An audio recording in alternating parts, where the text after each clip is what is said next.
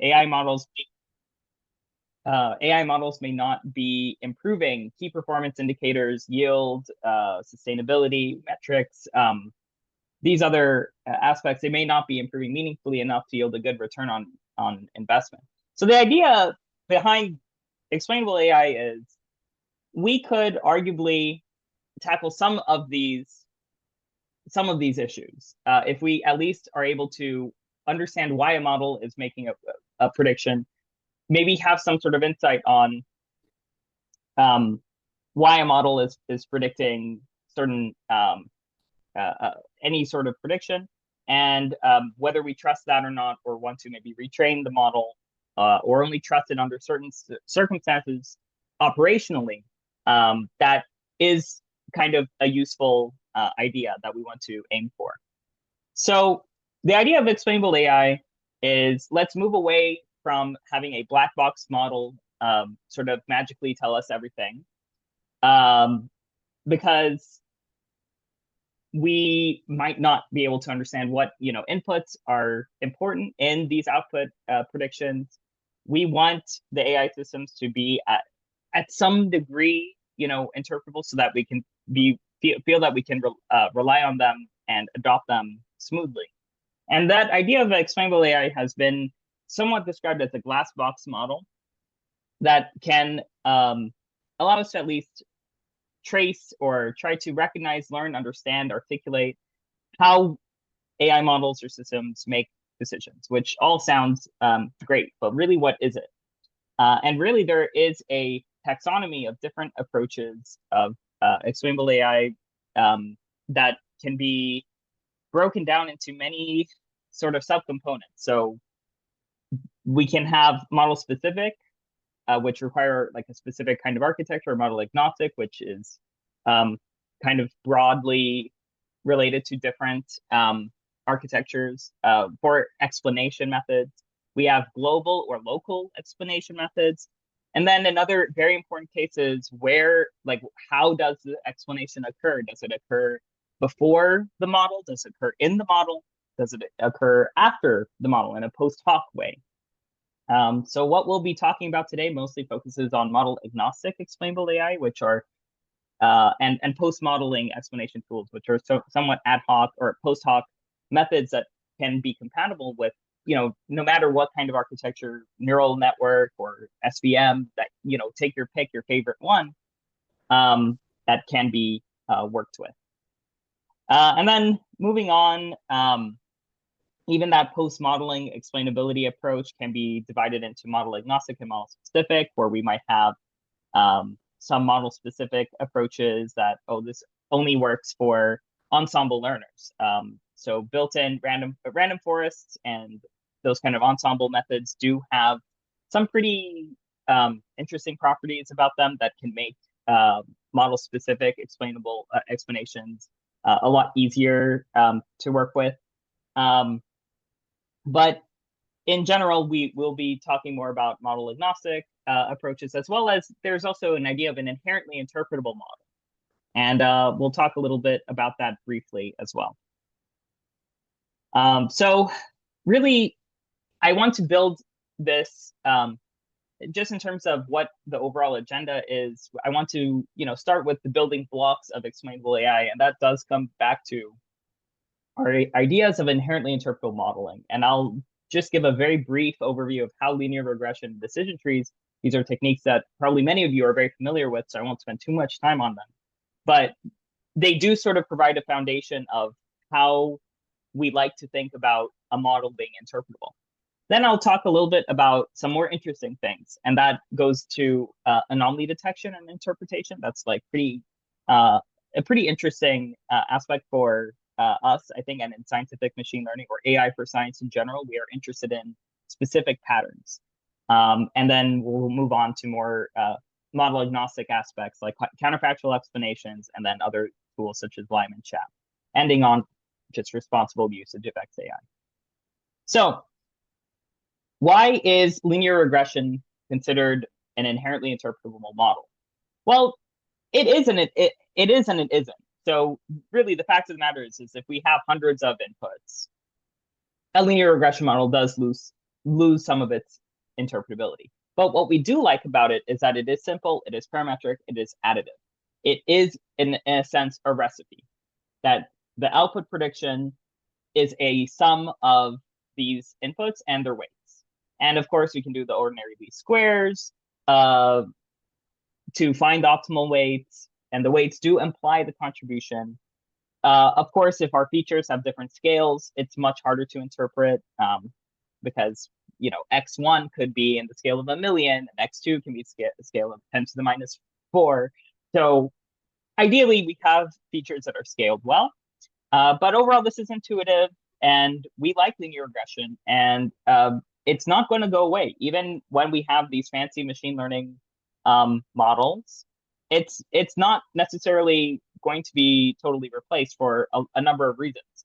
One is that we can also regularize linear regression with L1 or L2 norm. Specifically, L1 is pretty desirable for sparsification.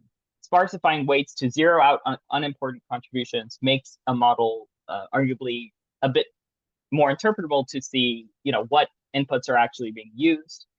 Of course, as we have so many inputs, that interpretability will suffer under the curse of dimensionality. So lasso regression, or adding a L1 norm constraint, which is pretty basic, and in shallow machine learning or data science.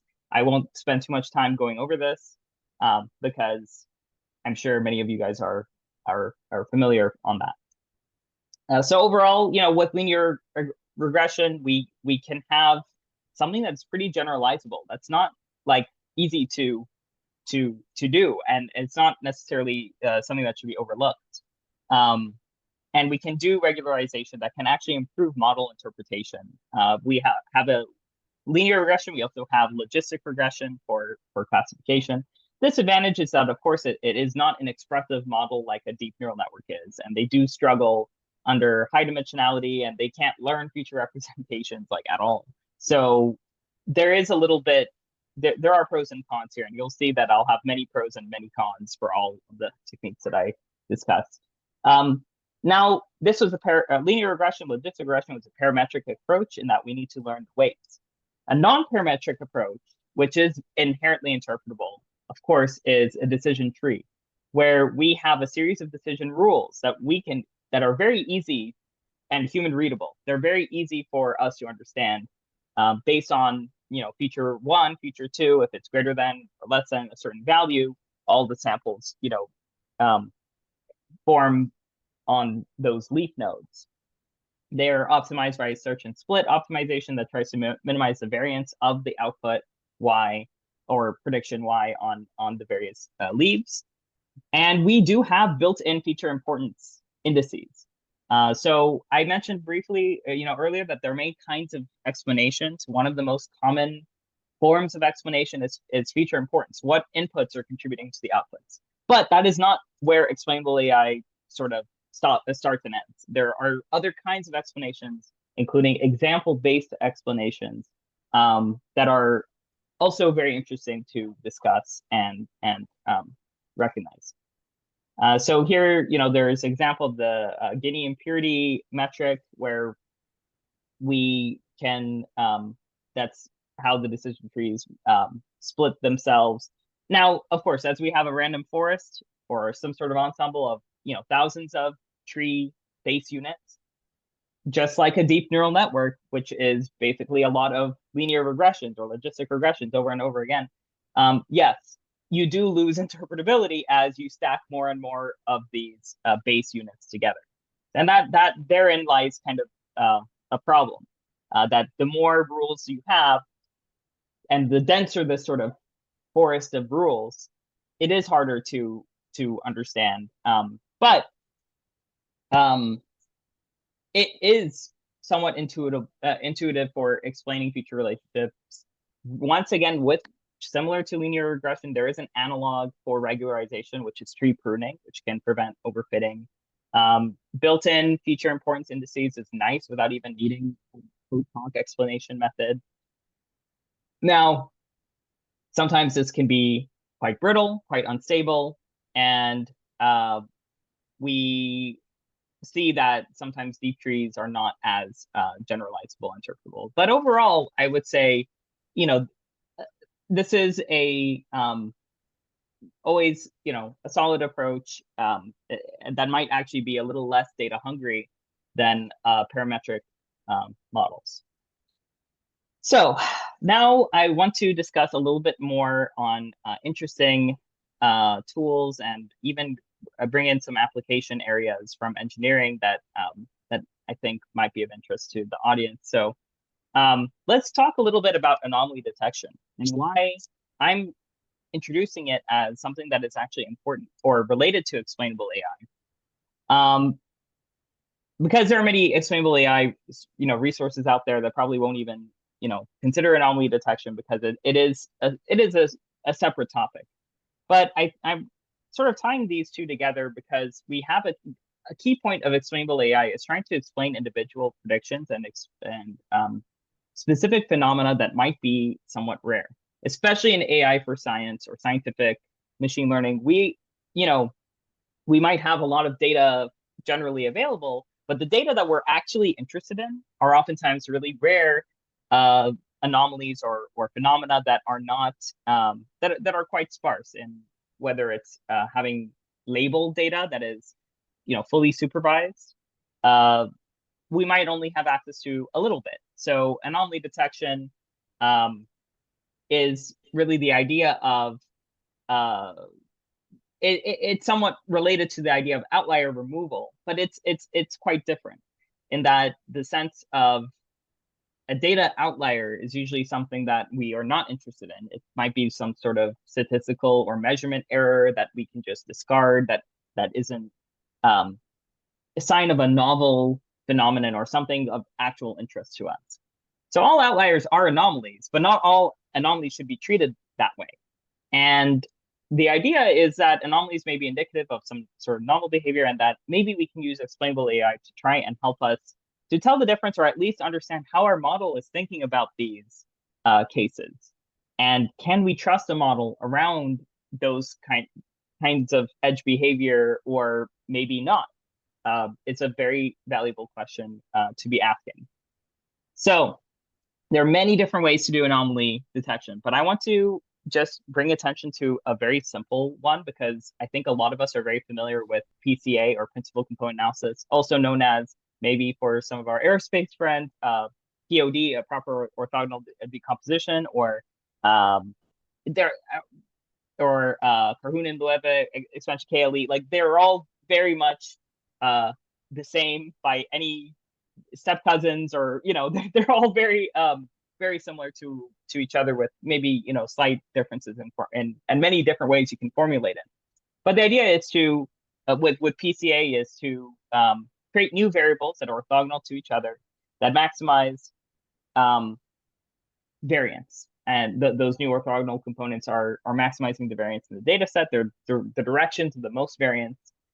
And while we're all familiar about anomaly, about principal component analysis probably, or this kind of linear dimensionality reduction technique, maybe we're not all familiar with the fact that we can use a function of the eigenvalues for anomaly scoring, just straight up using the principal components in a magic scalar function that's a nonlinear function of these principal components to just have a score for a p-dimensional data sample. Now, what we can also do is a semi-supervised application where, let's say, we have a training set that is somewhat clean or known. We have some sort of known behavior.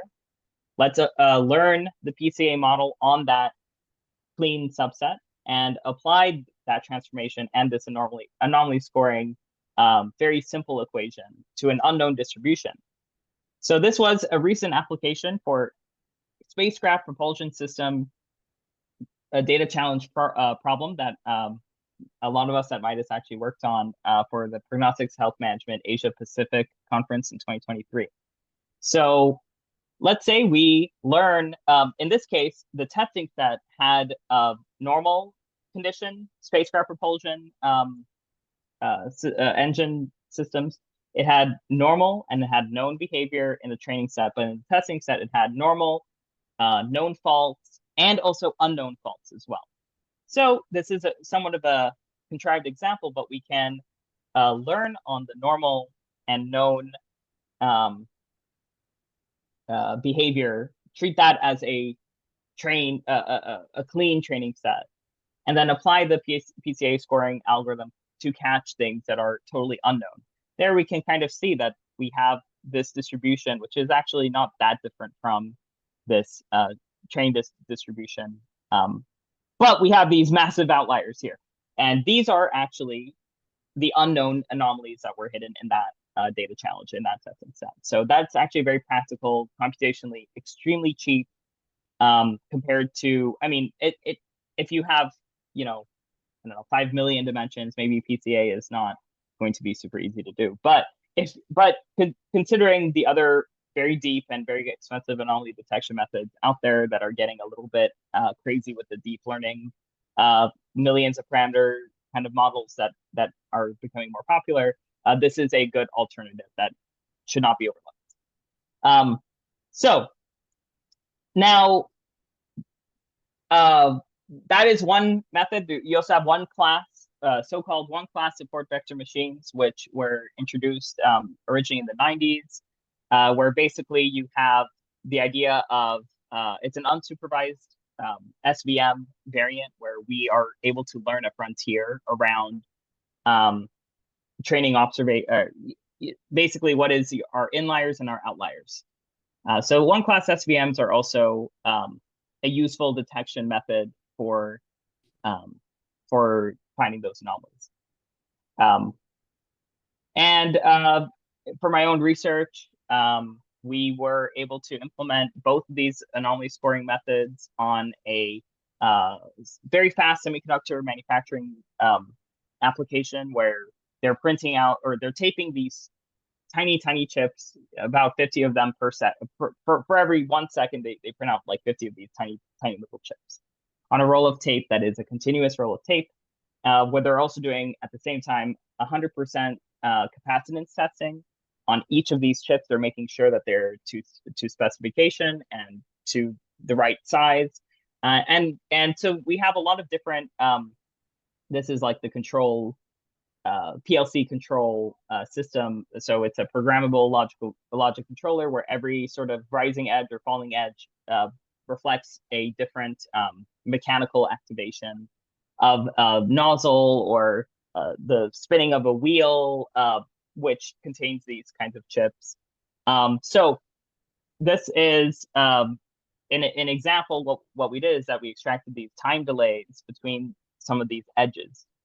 And that, using the fact that we had an idea of what the nominal or known process behavior was, we extracted these as features that we did actually know about in advance. So this is not this wasn't done without some sort of prior knowledge. There was a bit of prior knowledge that we were able to do some pre-model explanation of these. We understand that these are pseudo-periodic signals, and that we want to extract certain time delays. And then we also performed a bunch of unsupervised and semi-supervised anomaly detection approaches with these time delays versus which is our own sort of feature extraction and selection technique versus just PCA fully data-driven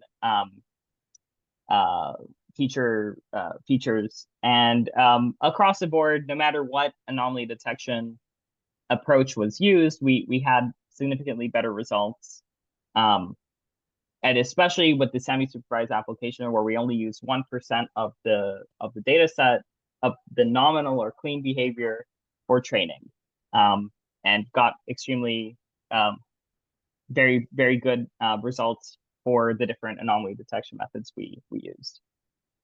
So overall, anomaly detection, which is going to be a requirement because before we can do some sort of anomaly explanation, we need to do the anomaly detection, right? So the pros and cons are that overall they can work with weakly labeled data scenarios. There are plenty of semi-supervised and unsupervised anomaly detection algorithms that have been around for a while, and they still do work pretty well. You also have some that are tied to, for example, autoencoders and these kinds of unsupervised deep learning techniques. The interpretation for just the detection itself usually is that the anomalous samples deviate from the dataset distribution with some sort of statistical concept of that being done. Whether you can also use distance metrics like the Mahalanobis distance as a common. Actually, there's a deep connection between the PCA anomaly scoring metric, that a scalar metric that I brought up before, and the Mahalanobis distance. Overall, it's effective for global anomaly detection, and that is possible in a real-time setting. But of course, detection is usually just limited to a single class of this is an anomaly. We want to do multiple classes and have a real multi-class classification sort of framework, then these algorithms are not quite as good for that. You might do several hierarchy or like a hierarchical detection system there. These scores and metrics are not going to explain, what features are contributing to the anomaly determination, and they're not going to. They're going to need some additional analysis under the microscope for local interpretability, and that leads to somewhat of the next sections on trying to think of example-based or model-agnostic explanations. So a counterfactual explanation is, and I know there's a lot of material here that I'm going over a bit quickly, so I do apologize, but happy to follow up after this if any of you have questions. So counterfactual explanations, they're inspired by, human causal reasoning. If A had not occurred, then maybe outcome B would not have occurred as well. But in machine learning, the idea is, machine learning, I guess the idea is, what is the smallest possible modification that one could make to the instance's input feature values that would change the model's prediction to a desired or predetermined setting? But we want to ask ourselves, what would make a counterfactual explanation method useful or trustworthy? There are 4 different criteria. One is that this predetermined desired setting that we want needs to be the counterfactual instances that we have predictions for should be close to that desired setting. The changes that we make to that example or that instance should be quite few. Those changes should be somewhat sparse, and they should be somewhat similar to the original instance. Other than that, also, they should be plausible and possible even. So that is actually a big issue with counterfactual explanations, is that sometimes they'll suggest, change this value without maybe taking into account of what the effort of that would be, and it becomes a constrained optimization problem that I think there has been some good work on there in the past few years. So let's talk about how, one possible method for counterfactual explanations, it looks at those different core objectives, and it actually does a multi-objective optimization. So let's say we have a predicted model F, we have an original instance X and a counterfactual or proposed instance X prime. We have a desired prediction Y prime and a reference data set, let's say X obs, so the observed or training X data set that we have. So we can quantify each of these objectives. Here it's using the Gower resistance, which works for both numerical and categorical data here. Sparse feature modification. So we only want to make changes to a few a few features as possible, and that we have some sort of semblance of proximity to a nearest plausible point, and that can be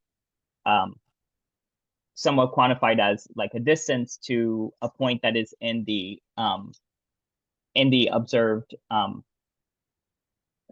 or observation data set. So in this, this was a technique that came out a few years ago. They used basically non-dominated sorted genetic algorithm, basically a evolutionary approach to try to find these X prime counterfactual candidates that minimize this multi-objective optimization problem. In practice, let's go over a very easy example where and a lot of, I know it's not in engineering, which is unfortunate, but we are let's suppose that we're trying to do credit risk score application. We have someone here that doesn't necessarily have a good credit risk based on SVM model, and a lot of these kinds of financial applications are algorithmic. So let's say an SVM model is saying that they have a 24% chance of having good credit risk because they don't have many savings and they're getting a bit older. So how do you increase that probability up to 50%? That's our desired predetermined setting. Well, we can rank a lot of the counterfactuals that would suggest, okay, maybe they should change their job from unskilled to skilled, whatever that is. But then you also have some changes that are not feasible, such as they should subtract, 30 years from their age or 6 years from their age, which is not something that you can do. And then there are all sorts of other maybe not feasible changes that could be made. But our f(x) prime is, that is pretty accurate. That would get the credit risk score above 50%. So that is just somewhat of an illustrative example of how this can work. Now, the good and the bad with counterfactual explanations, they are actionable. I mean, as far as saying, here's what you should change. Now, I don't know if you could work with DICE is a counterfactual method that I think Microsoft developed.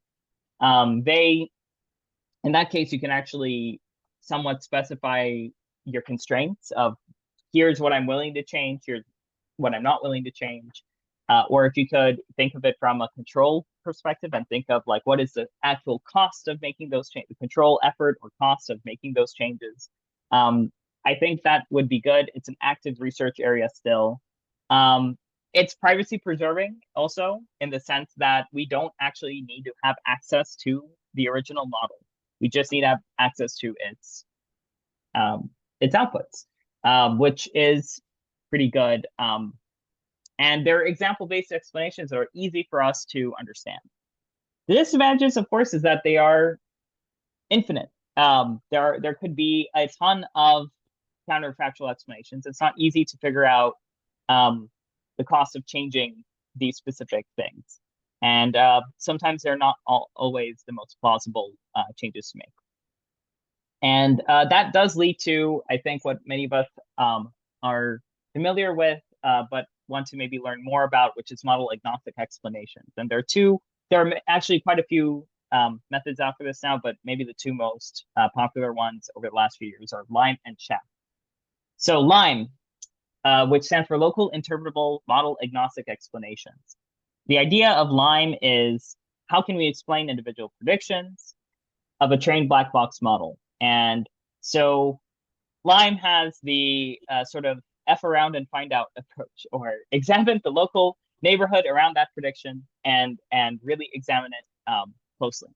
So let's say, and let's just sort of break this down into and use this as an illustrative example.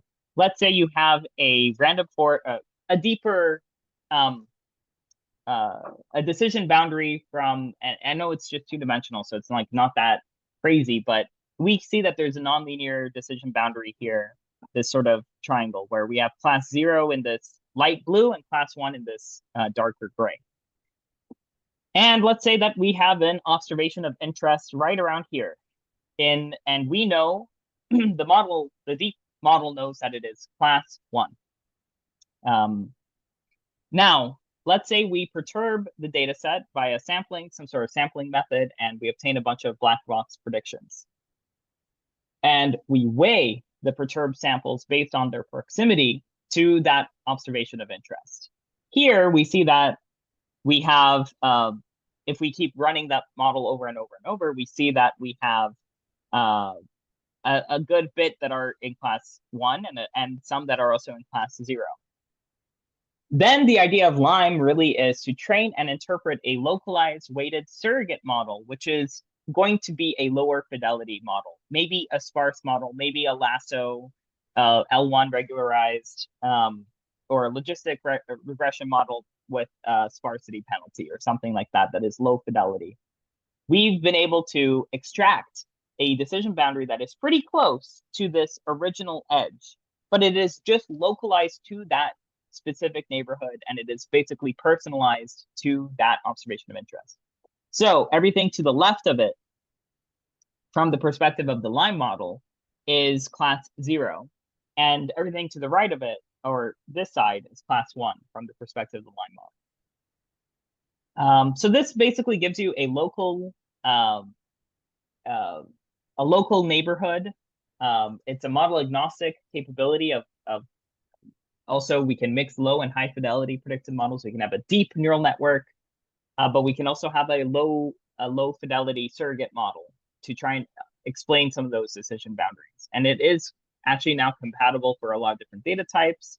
There are some fidelity measures for understanding the reliability, but it's actually really hard to do. To define what is this neighborhood of interest that we're looking at. We can have some instability, brittle explanations, and it's very limited to that local neighborhood. And that is something that is directly being considered in the Shapley values, Shapley analysis, which is an idea from game theory that if you have a power set of all possible subsets of players, Shapley value is this kind of complicated mathematical quantity that averages the from all possible subsets, the marginal contributions of including that feature. And it was recently popularized and utilized, even though this is an old idea from game theory from the 50s. The SHAP algorithm, or Shapley additive explanations for explaining feature attributions, has recently popularized this for model agnostic machine learning, in which we somewhat make some sort of, there are a lot of relaxation so that it is not an exact, it's trying to estimate the Shapley value, because this is like a combinatorial nightmare to do for all possible feature subsets. There are some useful properties, though, that the SHAP deterministic approach that came out a few years ago has, that are consistent with the original Shapley value: local accuracy, monotonicity. I'll go over some of those. Then they can provide local interpretability with a sense of global scale. The challenge, though, is that there are actually many different estimation methods to get this, and they can also still be potentially misleading explanations. So that is somewhat of a problem. And of course, to compute exactly, it's due to the n evaluations for n features. So that it is computationally expensive. Even if you use the estimation techniques, it's going to be quite costly.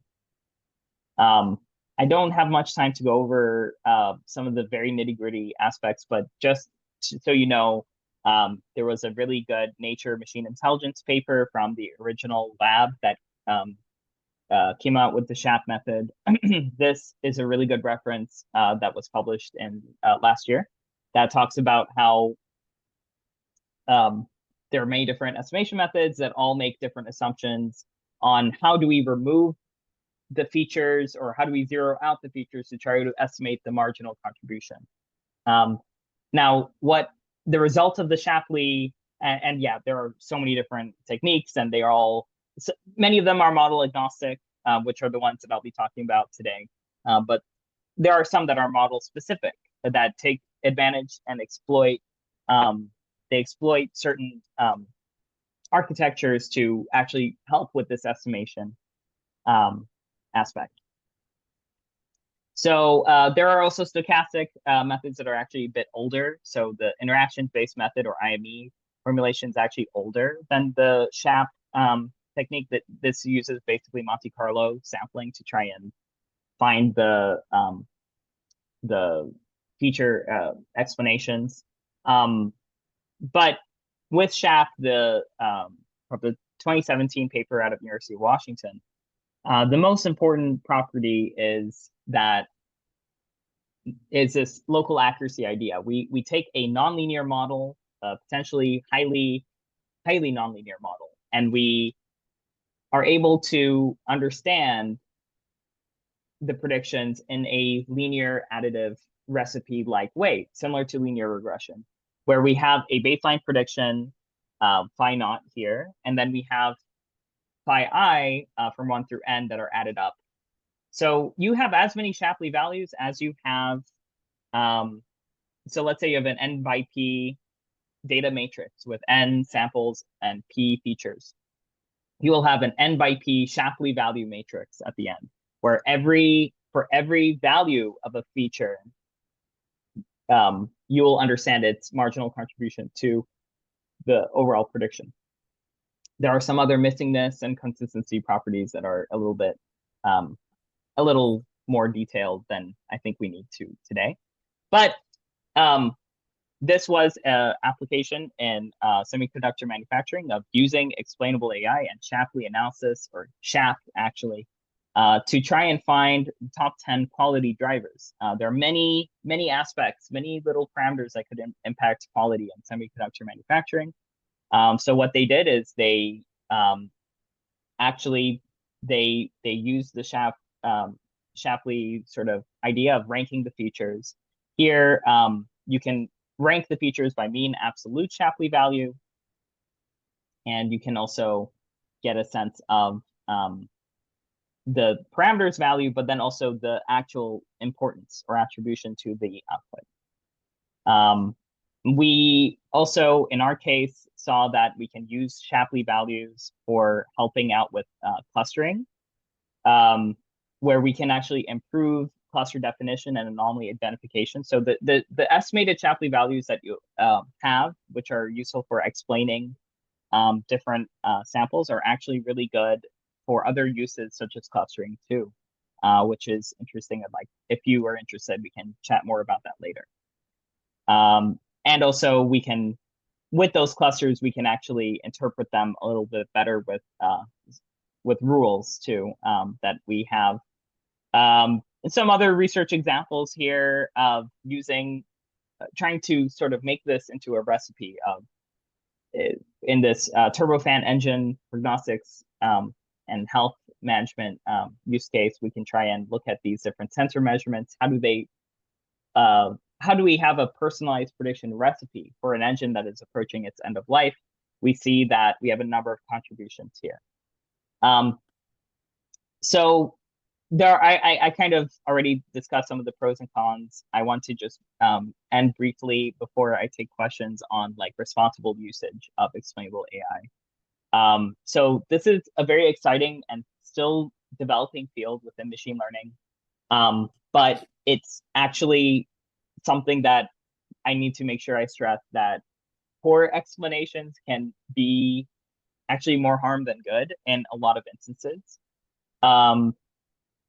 It can be incredibly deceptive and destructive because now we're adding an element of convincing, something that is somewhat persuasive for human operators to maybe throw some caution into the wind, and that can be somewhat problematic.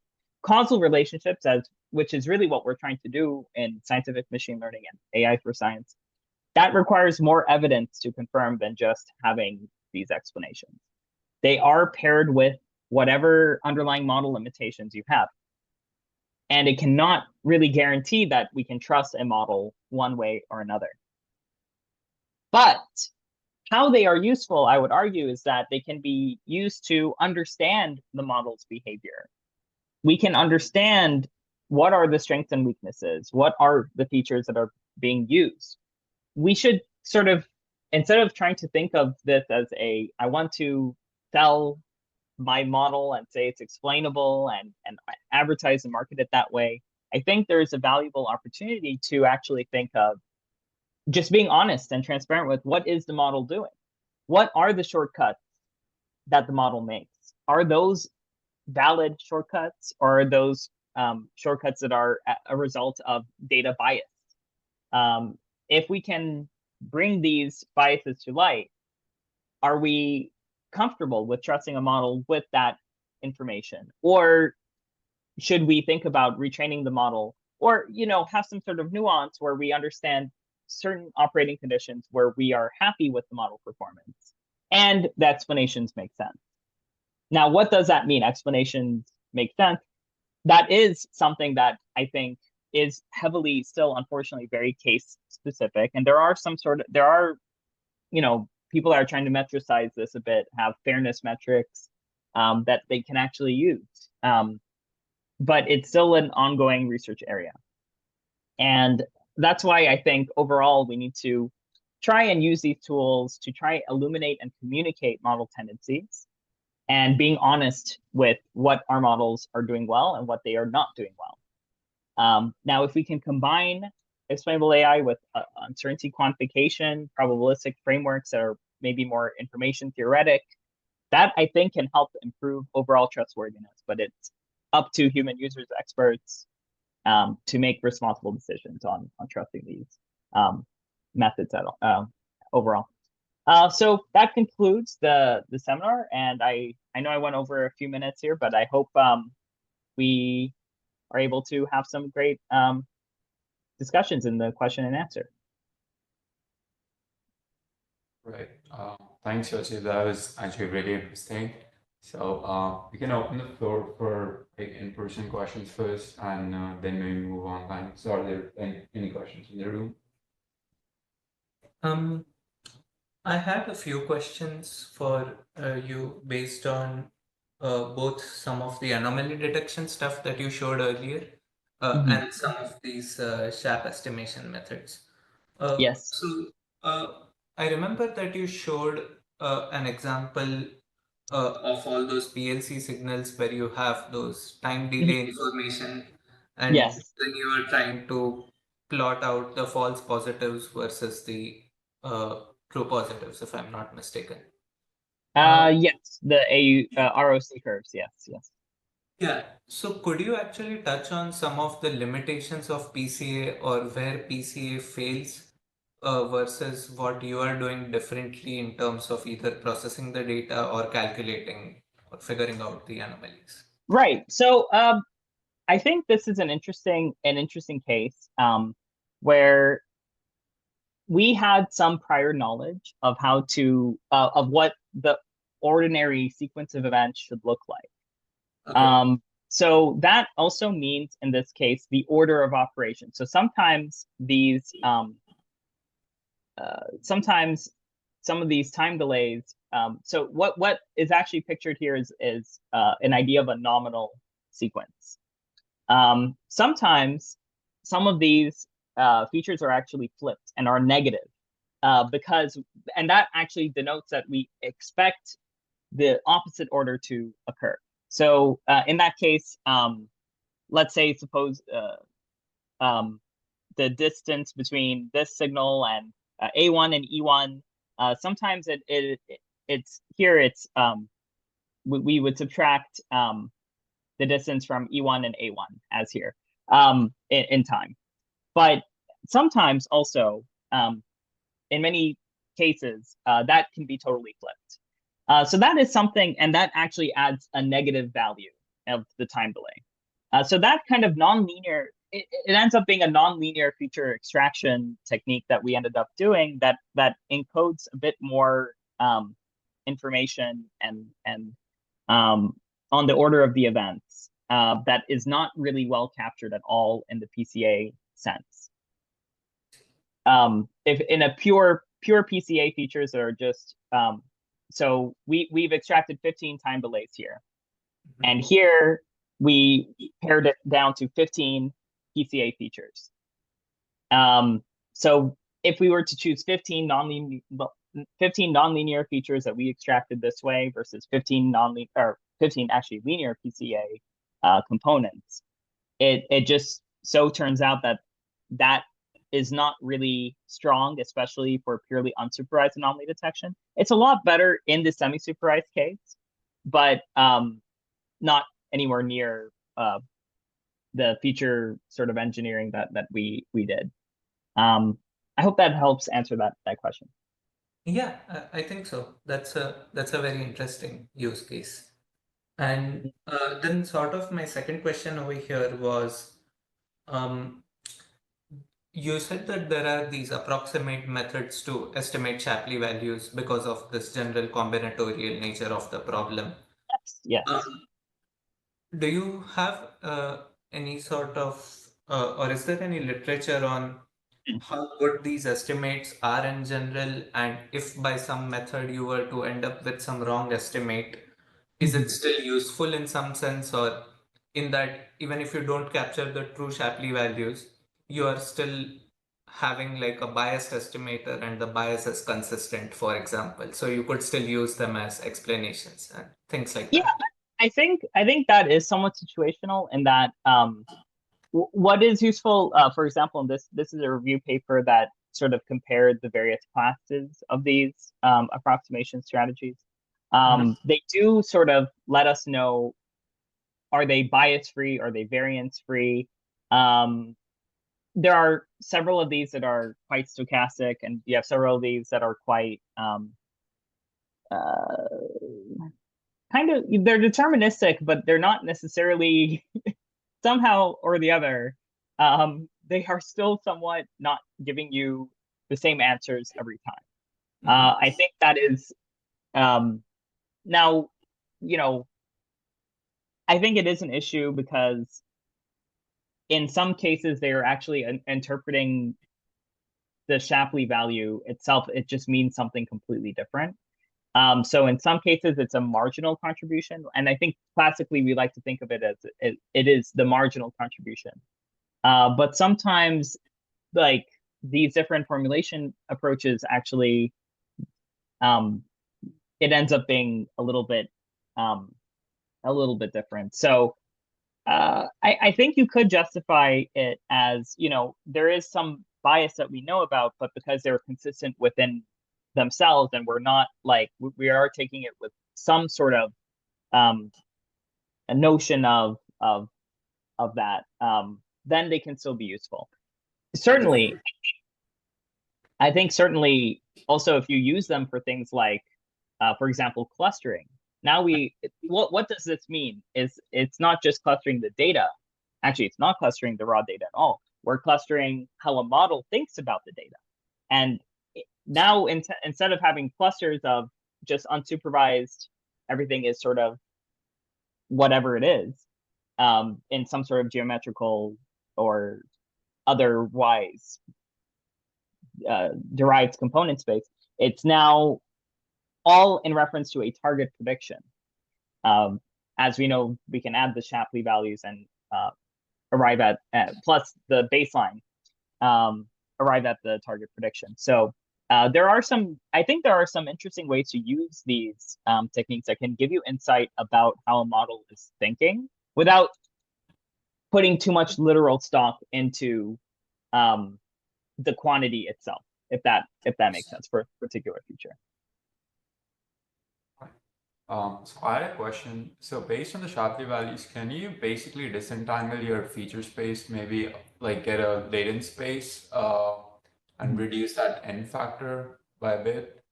So yeah, that is an interesting question. So let's see, if you wanted to basically, so what I learned actually doing this personalized prediction recipe problem here is that the Shapley values are still very heavily correlated with one another. So I don't think you can totally disentangle. I think there are some really heavy correlations and covariances here that need to be probably taken into account for. But what you can do, what you certainly can do is reduce the feature space. You can use it as a dimensionality reduction and say, or features at that point, I would say it's almost like feature selection. these are the ones that are important. I'm going to only look at these. That is certainly done. That is certainly useful, especially if you have, like, in this case, I don't know, 2,000 features. I don't know what they're doing over there in Hitachi and where this problem is coming from. But they have very high dimensional quality drivers, and they only want to look at maybe 10 of them. That is definitely a good use case for it. Are there like any ways to do this entire process online? For example, like when looking into a segmentation problem or something like that? Can you Right. simultaneously justify your prediction based on like whatever the features are? So I know that there's been a lot of work to try and make that somewhat possible. There are, I think with the model agnostic kernel SHAP, it is quite, it probably requires offline just because it's still somewhat combinatorial. But for some of the model specific approaches, you could probably get explanations on a near real-time basis. I'm talking like maybe, I don't know, a minute or so of like it's pretty much real time at that point. So I think you might need to employ some of the more model specific approaches, but there is a lot of effort in trying to make them near real time. And certainly I see that as compute resources get better over time. They are kind of CPU heavy operations rather than GPU. But I do anticipate that being more possible in the future. Great, thanks. Okay, now like if there are like any questions over on Zoom, you guys can like unmute yourself and maybe just ask the questions, or you can type it in the chat. All right.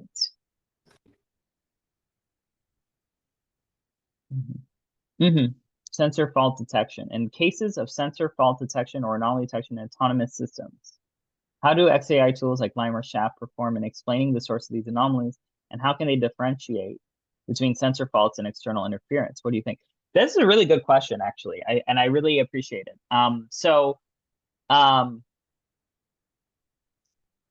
I feel that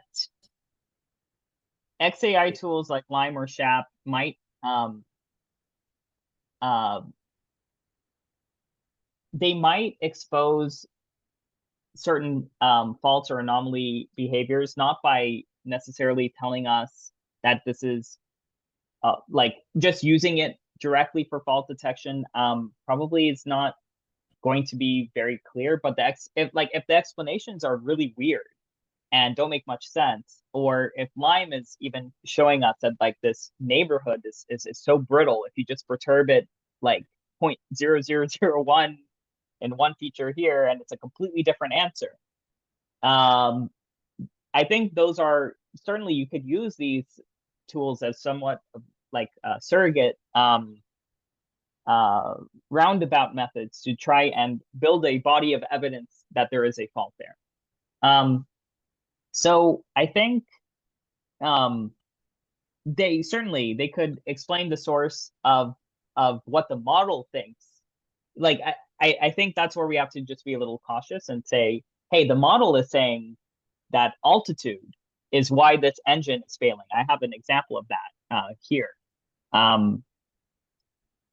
So yes, I have these highlighted precisely for this reason, but I couldn't really talk about it much. So this engine is approaching the end of its life. And these variables are altitude and throttle resolver angle. And anyway, these are situational or operating condition variables that are not causal to the engine itself failing or approaching the end of its life. So, but the model is picking up and saying, hey, these are really contributing to this RUL prediction, which actually ends up being very close to the ground truth. It's saying 3 cycles. Our explained prediction is 3 cycles plus or minus another 3 cycles. So it's basically at the end of its life, but that's plus or minus 2 standard deviations of the Shapley explanation, because here we used a Monte Carlo or the stochastic formulation of the Shapley estimation. We see that, so sometimes we have some cases where this is a red flag. We know that these features or symptom or symptoms of maybe the model is not really well adjusted for these values of the altitude, or it's a shortcut. It's a convenient shortcut that at this altitude happens to be where we have engines that are approaching the end of life. So it can certainly let you know of correlations that you didn't even know about, and then you can decide, after that, are those valid shortcuts, or should we actually maybe robustify our data set in some way to account for those kinds of biases, and make a better data-driven model in the future? I think that those are certainly ways where we can use these tools. I hope that answers the question. Yes, it is absolutely. If your underlying model is great, your explanations are going to be of that great model. If your underlying model is poor, the explanations can actually be useful in a way to show that, wow, the model really doesn't know what it's doing. These are the different parameters that are being used. But it is basically, it is not a separate model. It's very much for Lime and SHAP that are relying on a pre-trained model. It is trying to tell you what that model is doing. So any findings need to be conditioned. It's basically conditioned on that underlying performance. So I hope that helps.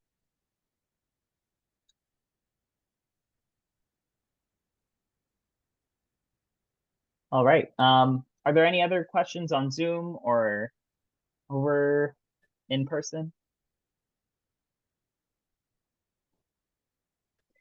So I will be sure to share. I don't know if this link, I have a link at the end for the Google Colab that everyone can sort of clone and play with. I don't know if that link still works. So in any case, I will make sure that gets shared with all the participants. And yeah, it contains actually a little bit of everything of what I talked about. So it starts with linear regression, decision trees, anomaly detection, counterfactual explanations, Lime and SHAP. It's all in one Google Colab with a few different example problems to work through, but they are rigged examples. They are not per se engineering applications, but they can be used plug and play for pretty easily all on Python.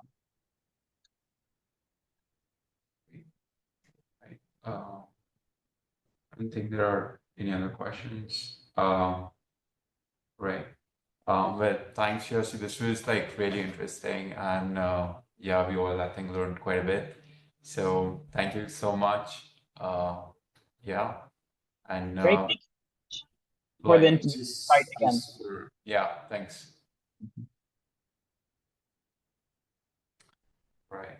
I think with that, like for the participants, like we'll be sharing the recording of this very like a lecture.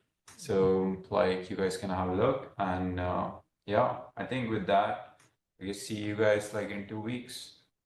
Yeah. Great. Thanks, Thanks, everybody. Thanks again.